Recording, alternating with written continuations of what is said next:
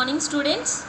So నిన్న మనం solution chapter start చేసాం కదా, దానికి కంటిన్యూషన్ ఇప్పుడు చూద్దాం. నిన్న మనం కాన్సన్ట్రేషన్ టర్మ్స్లో మొలారిటీ డిస్కస్ చేసాం, దాని మీద ప్రాబ్లమ్స్ చేసాం. ఇప్పుడు సెకండ్ వన్ ఏంటి, ఇక్కడ నార్మాలిటీ. సో నార్మాలిటీ అంటే ఏంటి, the number of gram equivalent weights, the number of gram equivalent weights of solute is present in 1 liter of the solution. 1 liter of the solution.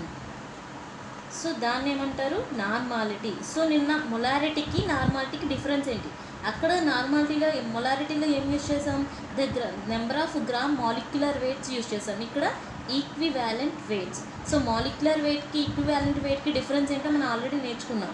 So equivalent weight అంటే difference ఏంటంటే, equivalent weight is equal to, ఇప్పుడు for example మనకి ఇక్కడ ఇచ్చింది acidic compound అనుకోండి, అంటే for example HCl తీసుకున్నాను.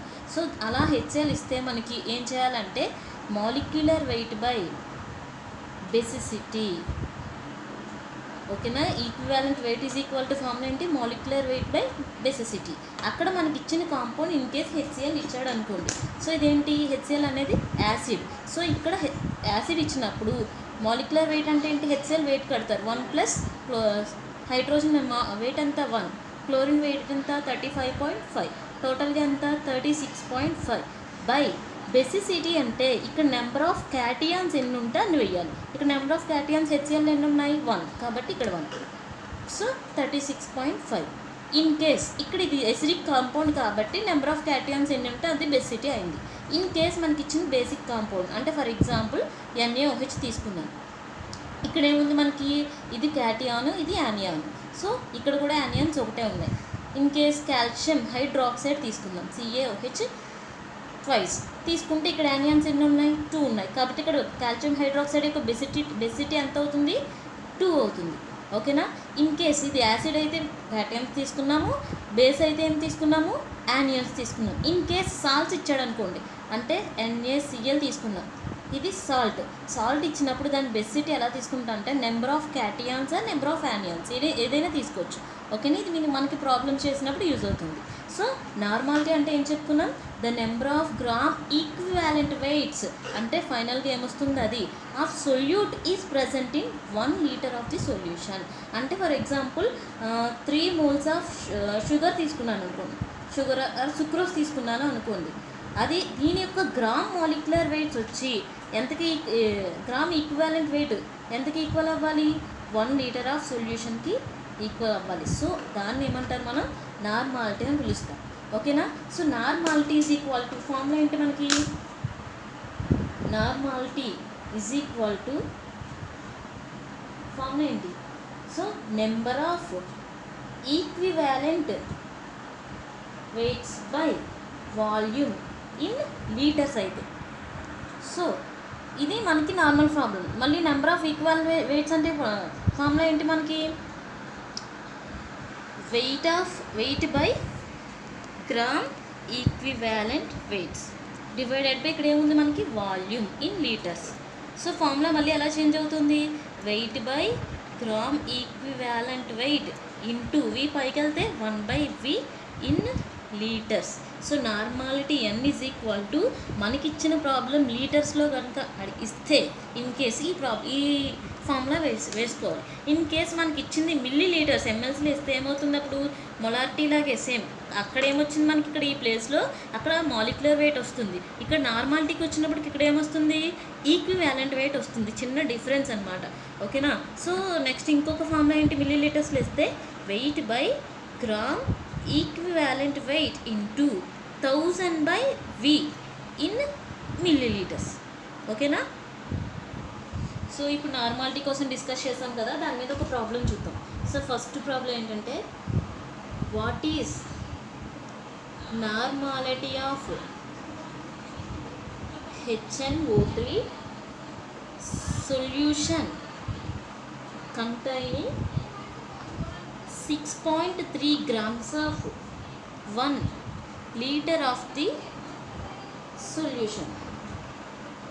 So ఏమడిగాడు ఇక్కడ, వాట్ ఈజ్ నార్మాలిటీ అంటే ఏం ఫైండ్ అవుట్ చేయాలి మనం, నార్మాలిటీ ఫైండ్ అవుట్ చేయాలి. ఓకేనా.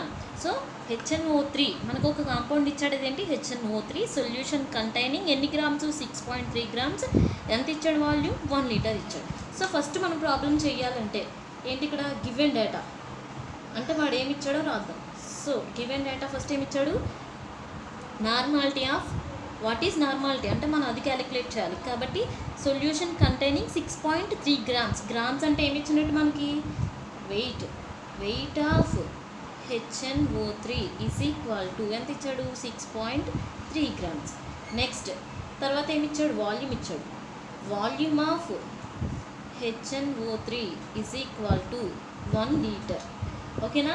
సో మనకి ఫార్ములా ఏంటి, normality is equal to weight by gram equivalent weight into, ఇక్కడ ఏమి ఇచ్చాడు మనకి, లీటర్స్లో ఇచ్చాడు కాబట్టి ఫార్ములా ఏమవుతుంది ఇక్కడ, V1/V in litres.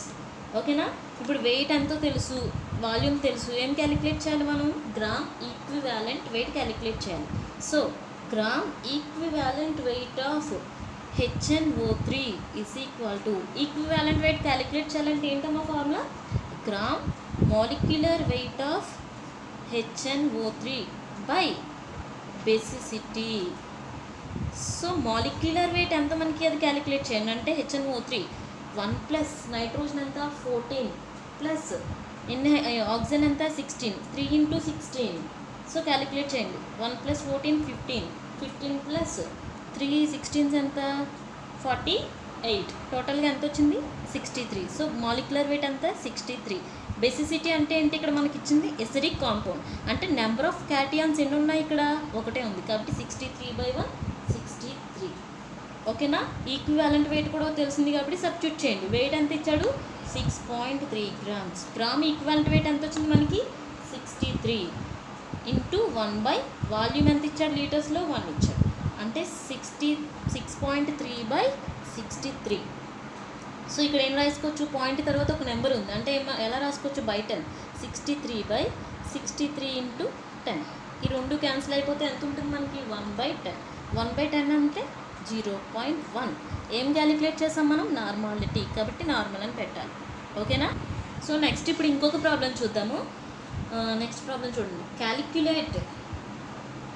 Calculate the normality of 5.3% weight by volume solution of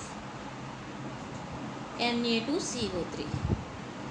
so problem సరిగ్గా చూడండి, ఏమన్నాడు, calculate the normality of 5.3% weight by volume solution of Na2CO3. అంటే ఒక కాంపౌండ్ మనకి ఇచ్చాడు, దాని నార్మాలిటీ క్యాలిక్యులేట్ చేయమన్నాడు, దాని వెయిట్ వాల్యూమ్ కూడా ఇలా పర్సంటేజ్లో ఇచ్చాడు. ఆల్రెడీ చెప్పాను, ఇలా పర్సంటేజ్ ఇస్తే మనం చూసుకున్నాం కదా, weight volume method, weight by weight, volume by volume, అప్పుడు ఎలా మార్చుకోవాలి. సో ఇలా ప్రాబ్లం ఇచ్చినప్పుడు ఎంత ఇచ్చాడు మనకి 5.3% మీన్స్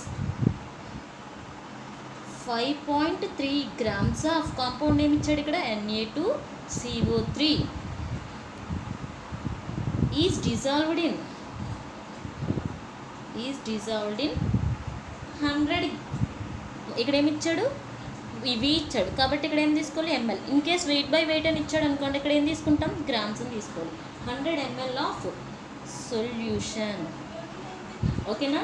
అంటే ఇలా ప్రాబ్లం వస్తే ఒక్కటి ఇలా కన్వర్ట్ చేసుకుంటే, ఇప్పుడు ముందు ప్రాబ్లం ఎలా చేస్తామో రిమైనింగ్ మొత్తం అలాగే చేయాలి. సో గివెన్ డేటా ఏమి ఇచ్చాడు, వెయిట్ ఆఫ్ Na2CO3 ఎంత ఇక్కడ మనకి 5.3 గ్రామ్స్ ఇది. Next gram equivalent weight of Na2CO3. Equivalent weight అంటే ఏం కావాలి మనకి, molecular weight of Na2CO3 by basicity. So molecular weight of Na2CO3 already calculate చేసాము చాలాసార్లు. Na2CO3 సోడియం ఎంత వెయిట్ 23, ఎన్ని ఉన్నాయి మనకి ఇక్కడ 2 ఉన్నాయి కాబట్టి 2 × 23 ప్లస్ 12 ప్లస్ ఆక్సిజన్ వెయిట్ ఎంత 16, ఎన్ని ఆక్సిజన్స్ ఉన్నాయి 3. దీన్ని సింప్లిఫై చేయండి, 2 3 6 4 ప్లస్ 12 3 16 ఎంత 48. టోటల్గా యాడ్ చేయండి, యాడ్ చేస్తే ఎంత వస్తుంది 106. So molecular weight of Na2CO3 ఎంత వచ్చింది 106. ఇప్పుడు బెసిసిటీ, ఇక్కడ మనకి ఇచ్చింది ఇది కూడా ఏంటి, ఎసిడిక్ కాంపౌండ్స్ అంటే ఎన్ని క్యాటియాన్స్ ఉంటాయని డివైడ్ చేసుకోవాలి. ఎన్ని సోడియమ్స్ ఉన్నాయి ఇక్కడ, 2 ఉన్నాయి కాబట్టి డివైడ్ చేయండి. సో క్యాన్సిల్ చేస్తే 5 2 5 10 2 3 6 అంటే ఎంత వచ్చింది మనకి, ఈక్వివాలెంట్ వెయిట్ 53 వచ్చింది. సో నెక్స్ట్ ఇంకొకటి ఏం కావాలి మనకి, volume of Na2CO3 is equal to ఎంత వాల్యూమ్ మనకి 100 ml. సో ఇవన్నీ తీసుకొని ఫార్ములాలో సబ్స్టిట్యూట్ చేద్దాం. So normality is equal to weight by gram equivalent weight into ఎంఎల్స్లో ఇచ్చాడు కాబట్టి ఏం వేసుకోవాలి formula, 1000 by volume in millilitres. So substitute చేయండి. వెయిట్ ఎంత ఇచ్చాడు, 5.3 grams ఇది. నెక్స్ట్ గ్రామ్ ఈక్వల్ వెయిట్ ఎంత వచ్చింది మనకి, 53 ఇంటూ 1000 బై వాల్యూమ్ ఎంత ఇక్కడ మనకి 100 ml. 100 ఈ 2 zeros క్యాన్సిల్ చేసాం. ఓకేనా, ఇప్పుడు ఏమవుతుంది, ఇక్కడ 5.3 అన్నాం అంటే పాయింట్ తర్వాత ఒక నెంబర్ ఉంటే డివైడెడ్ బై ఎంత వేసుకోవాలి, 100 ఇంటూ ఇక్కడ ఆల్రెడీ 10 ఉంది కదా, 10 బై 53 ఇంటూ 10 క్యాన్సిల్ అయిపోయింది, మొత్తం క్యాన్సిల్ చేసేయండి. అప్పుడు ఎంత ఉంది, ఇక్కడ 1 వచ్చింది. కాబట్టి ఎంత నార్మాలిటీ మనకి, 1 నార్మల్. ఓకేనా, సో ఇప్పుడు 2 కాన్సన్ట్రేషన్ టర్మ్స్ అని చెప్పుకున్నాము, దాని మీద ప్రాబ్లమ్స్ చూసాం. సో థర్డ్ వన్ ఏంటి, మొలాలిటీ. సో మొలాలిటీ అంటే ఏంటంటే the number of moles of solute present in 1 kg of the solvent. The number of moles of solute is present in, ఇక్కడ ఏం తీసుకుంటున్నాం మనం, 1 kg. ఇప్పటి వరకు ఏం చెప్పుకున్నాం, లీటర్స్ చెప్పుకున్నాం. మొలాలిటీ దగ్గరికి వచ్చినప్పటికి ఏమైంది, గ్రామ్స్, కిలోగ్రామ్స్లో చెప్పుకుంటాం.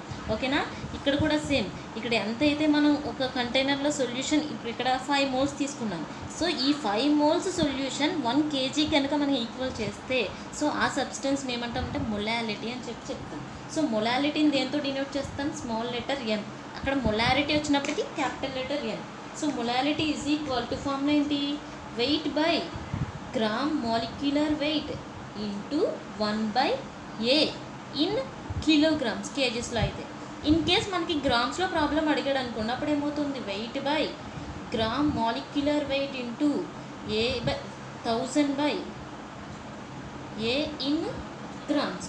ఓకేనా, సో మొలారిటీకి దీనికి చూడండి, weight gram molecular weight 2 same.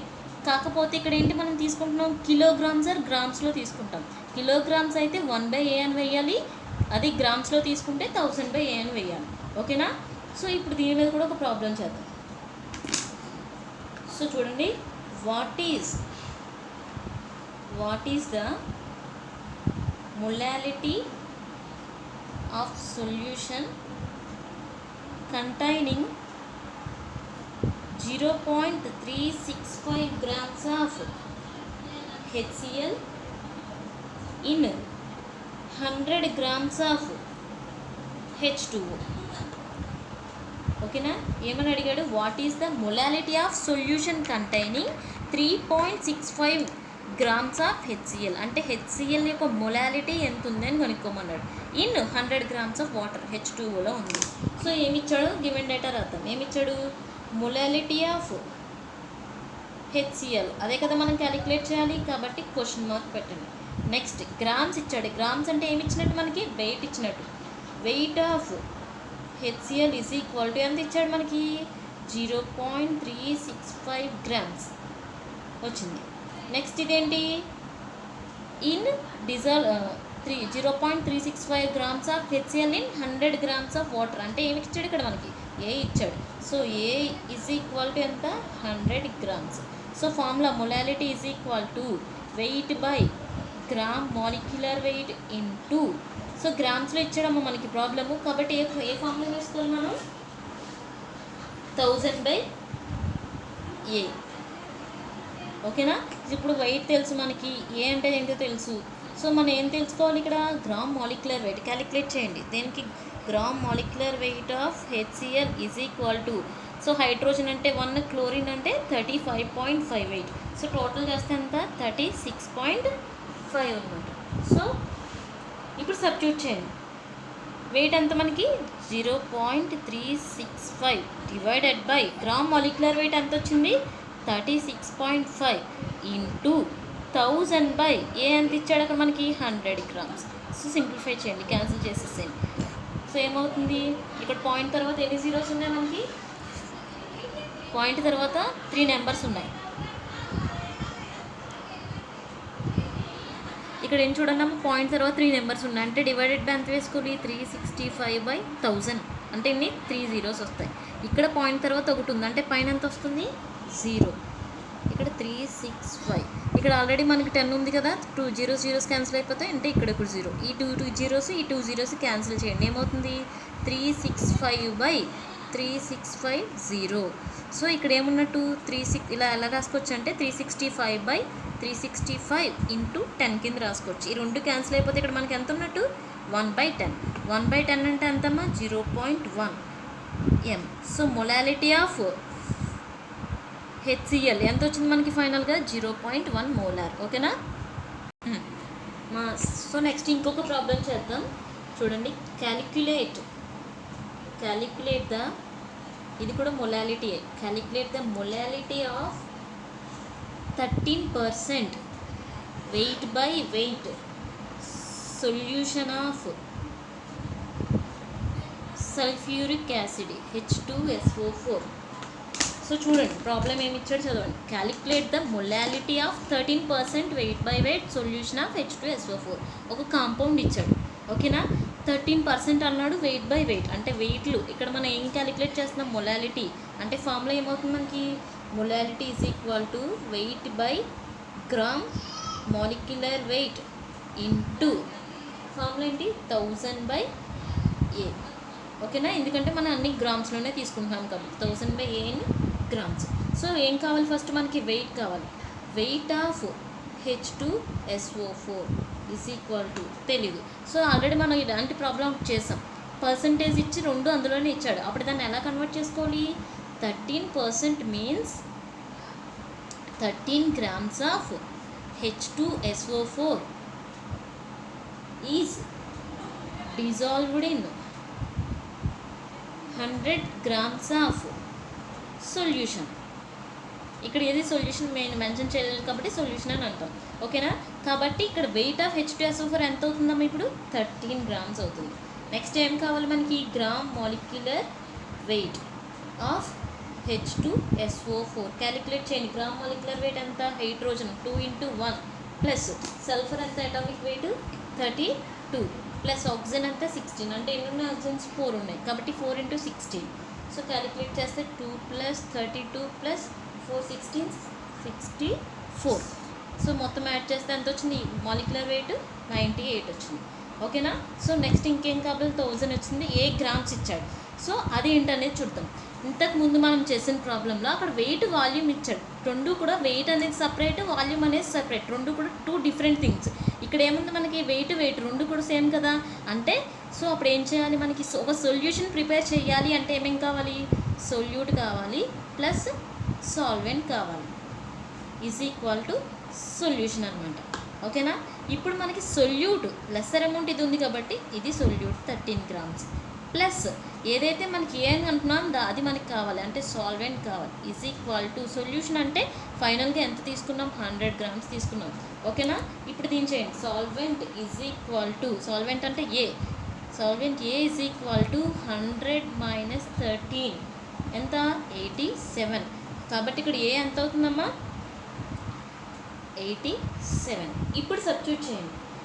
So wait ఎంత వచ్చింది, 13 బై గ్రామ్ మాలిక్యులర్ వెయిట్ ఎంత వచ్చింది, 98 ఇంటూ 1000/87, ఓకేనా. సో ఇవి మీరు సింప్లిఫై చేసేయండి, నేను డైరెక్ట్గా వేస్తున్నాను, మీరు సింప్లిఫై చేయండి. ఎంత వస్తుంది, 13/98 అంటే 0.132 ఇంటూ 1000/87 అంటే 11.49. 2 మల్టిప్లై చేయండి, అప్పుడు 1.51. ఏం క్యాలిక్యులేట్ చేసాం మనం, మొలాలిటీ కాబట్టి ఏం పెట్టాలి, స్మాల్ లెటర్ ఏం పెట్టాలి, ఓకేనా. సో అర్థమైంది కదమ్మా.